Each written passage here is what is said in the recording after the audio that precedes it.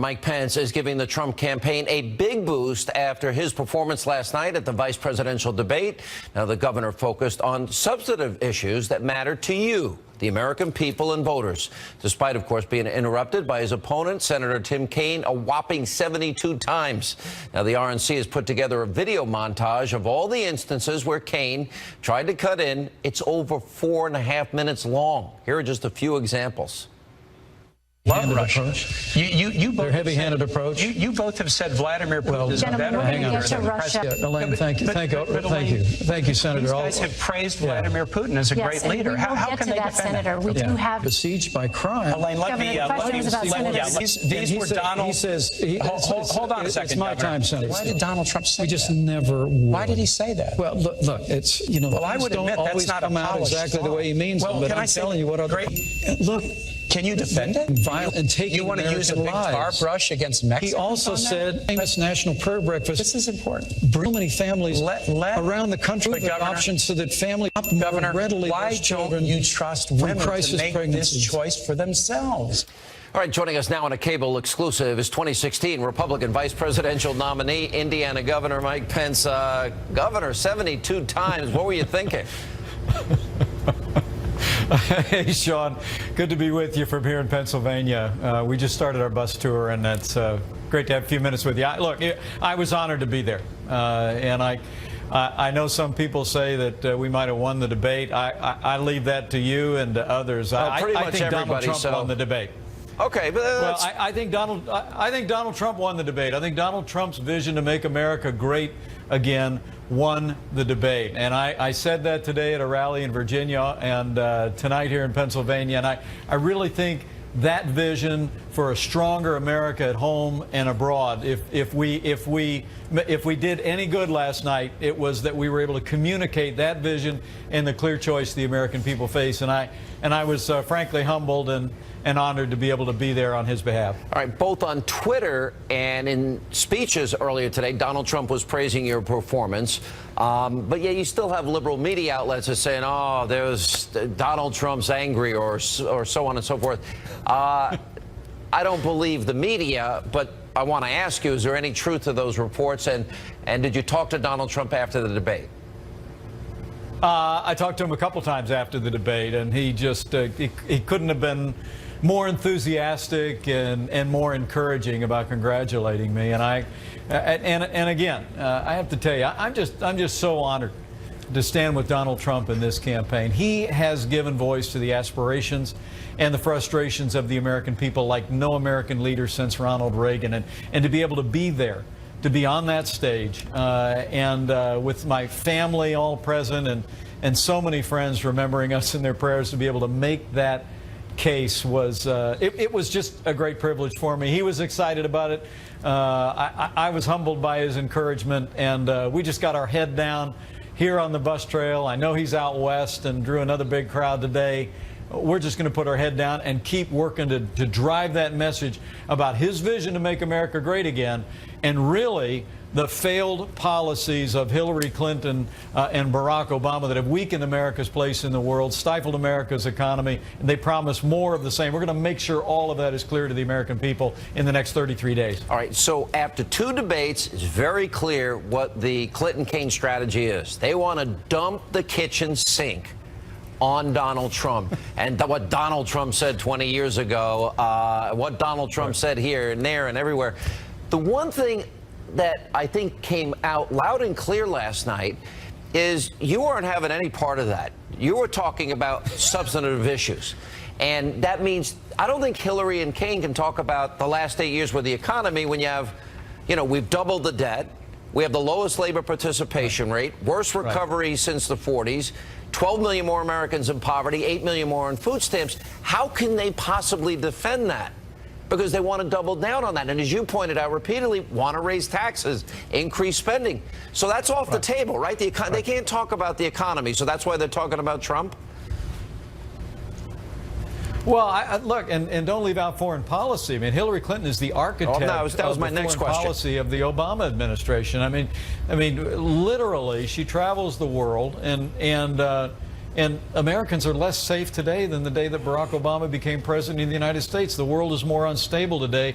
And to your point, our economy is struggling. Their answer is more of the same weak and feckless foreign policy that leads from behind, and more taxes, more regulation, more of the war on coal, more of Obamacare.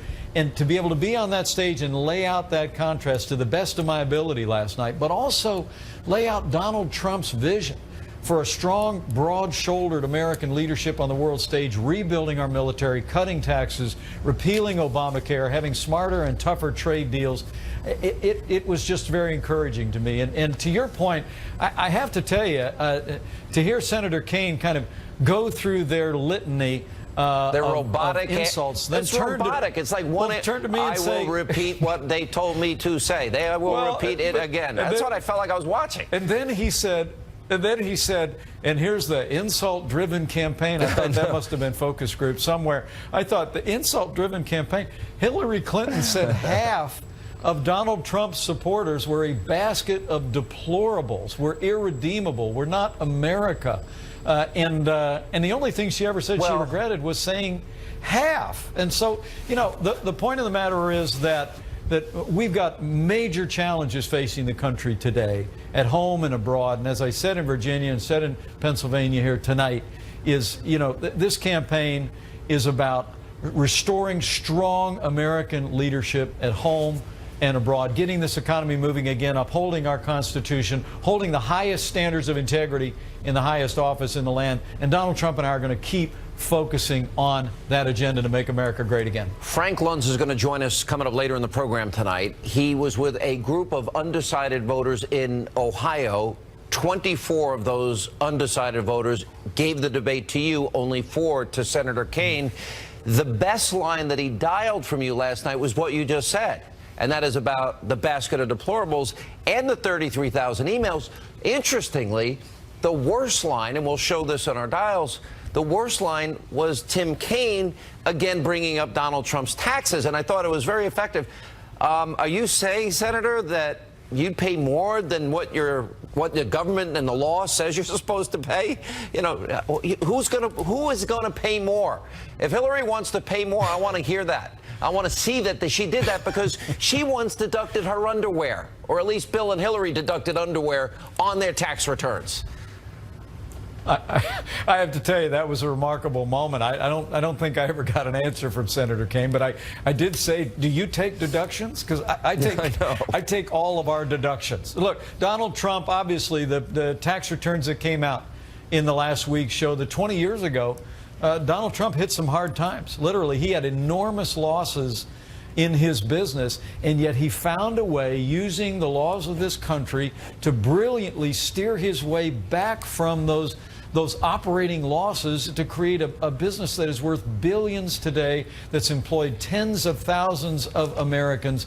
And that's the kind of comeback America needs today. Donald Trump is going to lead an American comeback, stronger America in the world, a growing economy here at home, one that's built on the foundation of upholding our Constitution, our most cherished ideals. And if I was able to communicate that to anyone looking in last night, that came through loud and clear. I'm grateful for the privilege. It's interesting, because after that, he wrote The Art of the Comeback. And the New York Times, of all places, because they broke the story, they actually said that this is, one of the greatest comebacks. Here's where I see this election going. We're 34 days out. It seems that this is as big a choice election as I've seen in my lifetime, and I follow politics every day, as you know. But we're either going to raise taxes, or we're going to drop the top corporate rate to 15% and incentivize business to invest and build manufacturing centers and factories here. We're either going to be energy independent or put coal companies out of work, coal miners out of work. We're either going to put Supreme Court originalists or activists on the court. We're going to have a president that says radical Islam or not, a president that vets refugees, as our intelligence officials tell us to do, or not, because ISIS will infiltrate. We're either going to build a wall, protect our borders for national security and economic reasons, or not. We're either going to put education back to the states or not. There's a story today. 215 vets died, according to an IG report, because our VA failed them again, even still. This is as big a choice as I've seen. Do you think the American people are going to see that? Do you think they'll get sick of the robotic lines of Hillary and Kaine as this 34 days unfolds? Well, it's my hope that the American people will see this. This isn't an election between one leader that's going to take America this much farther up and another one that'll take it a little bit less than that. I say this all the time, and it's the reason why I joined this campaign in a heartbeat.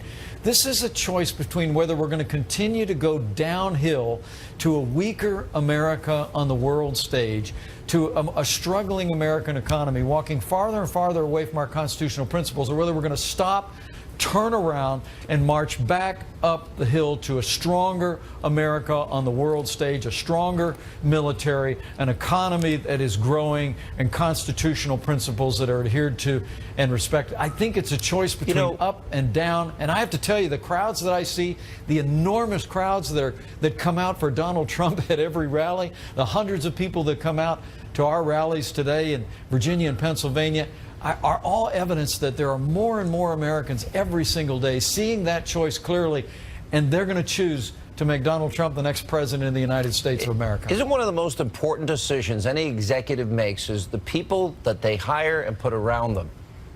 And didn't that come through loud and clear that he made a pretty good choice with Governor Pence, in as much as you won this debate, you won it on substance, you were never on defense, you weren't going to play their game, and you expose their tactics.